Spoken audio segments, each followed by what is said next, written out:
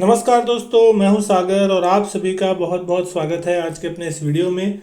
आज के इस वीडियो में हम बात करने वाले हैं मारुति सुजुकी के स्टॉक के बारे में, जहां पे आज फाइनली एक अच्छा खासा ब्रेकआउट जो था वो देखने को मिल रहा है। यहाँ पे बहुत लंबे समय के बाद कहीं ना कहीं यहाँ पे एक बड़ी तेजी बनने के संकेत जो है वो आते हुए दिख रहे हैं। और पिछले कई दिनों से अगर आप देख रहे हैं, पिछले पूरे साल में अगर आप देखेंगे तो ये स्टॉक एक रेंज में कंसोलिडेट करते हुए दिखाई दिया। आज के दिन अगर इस प्राइस को अगर हम देखने की कोशिश करते हैं तो लगभग 2.5% के आसपास की तेजी के साथ स्टॉक बंद हुआ है, ऑलमोस्ट 7791 के लेवल पे। आज के दिन 7910 तक का हाई जो था वो लगता हुआ दिखाई दिया, तो वहां से ऊपर से थोड़ा करेक्शन डेफिनेटली देखने मिला, लेकिन कहीं ना कहीं एक अच्छे खासे लेवल पे बंद होता हुआ दिखाई दिया। वॉल्यूम भी जो थे वो आज के दिन बहुत अच्छे खासे होते हुए दिखाई दिए, लगभग 13 लाख शेयरों का जो वॉल्यूम था वो यहाँ पे होता हुआ दिखाई दिया। तो क्या ये स्टॉक अब एक अच्छी खासी तेजी के लिए तैयार होता हुआ दिख रहा है, और क्या ये अब स्टॉक 8000 के पार जाने के लिए तैयार हो रहा है, उसके बारे में अगर हम चार्ट पे समझने की कोशिश करेंगे। लेकिन उससे पहले अगर हम यहाँ पे इसकी अगर आप जरा ओवरव्यू देखने की कोशिश करते हैं तो मार्केट कैप आप यहाँ देखेंगे 2,35,000 करोड़ का।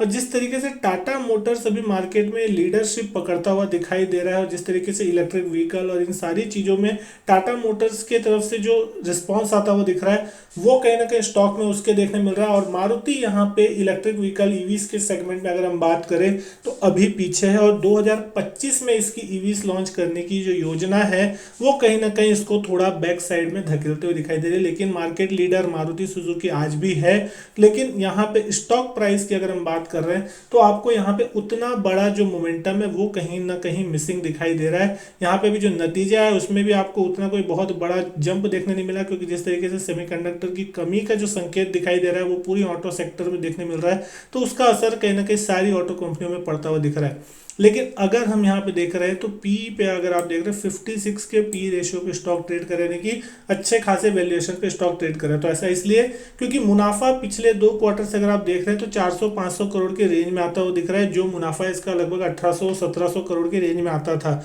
तो पिछले दोनों क्वार्टर में यहाँ पे कंपनी ने कोई खास मुनाफा नहीं कमाया, तो एडजस्टेड पी जो है वो यहाँ पे आपको बढ़ता हुआ दिख रहा है, क्योंकि यहाँ पे कंपनी की अर्निंग हो रही है कम। सेक्टर पी की भी अगर हम बात करते हैं 75 के पी पे सेक्टर पी है, तो उसके मुकाबले यहाँ पे अभी भी जो है थोड़ा रूम बाकी है।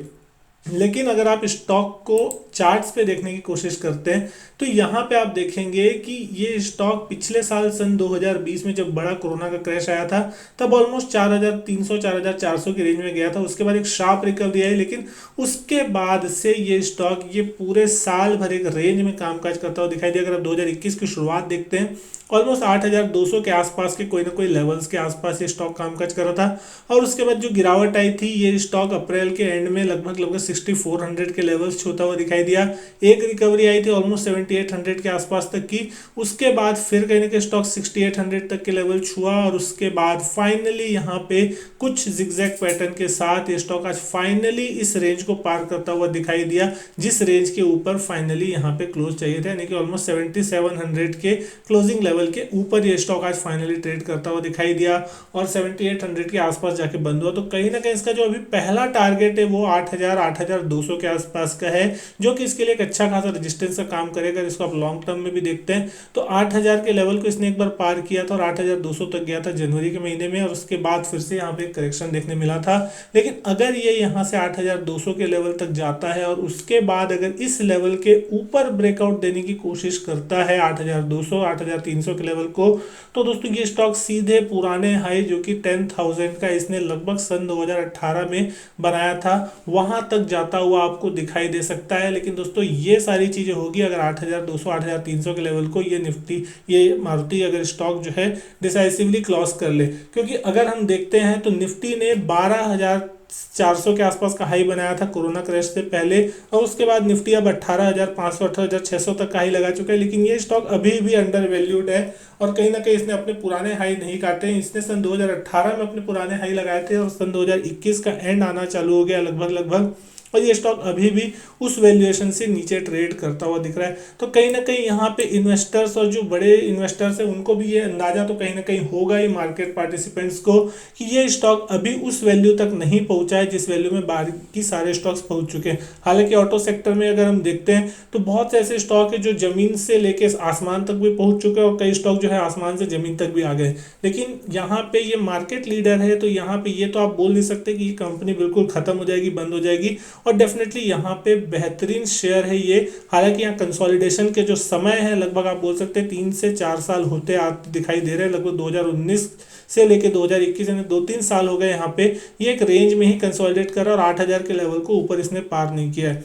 लेकिन अगर ये 8,200 8,300 के लेवल को निकालेगा तो एक बहुत बड़ी तेजी के लिए स्टॉक तैयार होता हुआ दिखाई देगा और उसके बाद ये स्टॉक में बहुत ही तेजी से ऊपर के जो लेवल्स है वो आपको आने वाले वक्त में देखने को मिल सकते हैं। तो अगर ये स्टॉक आपको यहाँ कहीं डिप में मिलने की कोशिश करे तो आप यहाँ पे एक बार एंट्री लेने की सोच सकते हैं। स्ट्रिक्ट स्टॉप लॉस के साथ जरूर एंट्री लें और साथ साथ यहाँ पे ट्रेडिंग की कोई सलाह नहीं मैं दे रहा हूँ आप लोगों को। ये जो भी है सिर्फ और सिर्फ एजुकेशनल पर्पस के लिए जो चार्ट के एनालिसिस में आप लोग को करके दे रहा हूँ या जो बता रहा हूँ। आप यहाँ पे जो कुछ भी इन्वेस्टमेंट या ट्रेडिंग करते हैं तो आप अपने फाइनेंशियल एडवाइजर से जरूर बात करें। यहाँ पे जो सबसे पहला स्टॉप लॉस का लेवल होगा क्योंकि यहाँ पे पिछले 3-4 दिनों में जिस तरीके से तेजी बनी है यहाँ पे एक अच्छा सपोर्ट होगा 7250 7300 की रेंज में। अगर ये स्टॉक इस लेवल को तोड़ता है तो फिर यहाँ पे आपको गिरावट बढ़ती हुई दिख सकती है। लेकिन जिस तरीके से यहाँ पे स्टॉक में तेजी बनती हुई दिख रही है अब ये स्टॉक के लिए पहला जो बेस का काम करेगा वो 7700 के आसपास का लेवल करेगा क्योंकि यहाँ पे इसने पिछले 2-3 बार से 7700 पे अगर आप देखते हैं तो आपको आता हुआ दिखाई दिया है सपोर्ट। तो 7700 की अगर हम यहाँ बात करें तो एक बार आप यहाँ देख सकते हैं, दूसरी बार यहाँ पे आप देख सकते हैं सपोर्ट और तीसरी बार यहाँ पे आप इसका जो रेजिस्टेंस लेवल था वो देख सकते हैं। तो तीनों बार के लेवल को इसने यहाँ फाइनली जो है वो पार कर लिया है। तो अगर यहाँ पे किसी भी डिप से यहाँ पे अगर रीजन आता है तो यहाँ पे कहीं पे आपको एक बार सपोर्ट देखने मिल सकता है और उसके बाद स्टॉक अगर ऊपर की तरफ बाउंस बैक करता है तो एटलीस्ट 82-8300 के रेंज में यहाँ पे स्टॉक आपको एक बार जाता हुआ दिखाई दे सकता है। कंपनी के क्वार्टरली रिजल्ट्स पे भी अगर नजर डालें तो यहाँ पे आप देख सकते हैं सितंबर क्वार्टर के जो नतीजे भी आए थे जहाँ पे टोटल सेल्स जो यहाँ पे आपको होती हुई दिखाई दी वो थी ऑलमोस्ट 19,297 करोड़ की। जून क्वार्टर में भी ऑलमोस्ट 17,770 करोड़ की सेल थी। तो ये 2 क्वार्टर जो थे जहाँ पे सेलिंग जो थी वो थोड़ी कम होती हुई दिखाई दी थी। मार्च क्वार्टर की अगर हम देख रहे हैं तो ऑलमोस्ट 23,000 करोड़ के आसपास की सेल थी और दिसंबर क्वार्टर पिछले साल लगभग 22,000 करोड़ से ऊपर की सेल थी। तो कहीं ना कहीं यहाँ पे पिछले 2 क्वार्टर जो थे वो यहाँ पे कंपनी के लिए थोड़े दबाव वाले रहते हुए दिखाई दिए। अगर यहाँ पे हम प्रॉफिट के नंबर्स की भी बात करते हैं और देखते हैं कि प्रॉफिट का आंकड़ा किस तरीके से आता हुआ दिखाई दिया।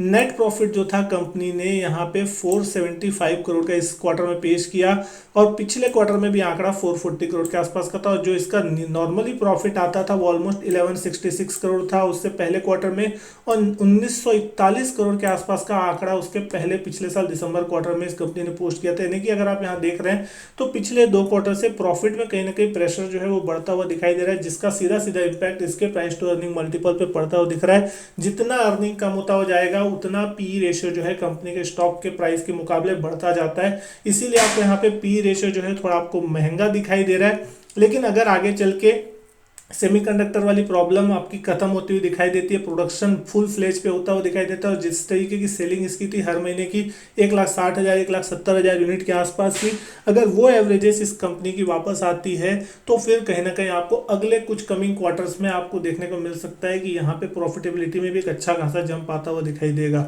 तो फिर यहाँ पे आपको एक अच्छा खासा अपॉर्चुनिटी जो है वो इस स्टॉक में बनता हुआ दिखाई दे सकता है। तो दोस्तों उम्मीद करता हूँ वीडियो जो है आपको अच्छी लगी हो। वीडियो अच्छी लगी हो तो वीडियो लाइक करें, शेयर करें अपने दोस्तों के साथ। चैनल सब्सक्राइब नहीं किया तो चैनल सब्सक्राइब जरूर करें। मैं आपसे मिलता हूँ अपने नेक्स्ट वीडियो में, तब तक के लिए गुड बाय, थैंक यू।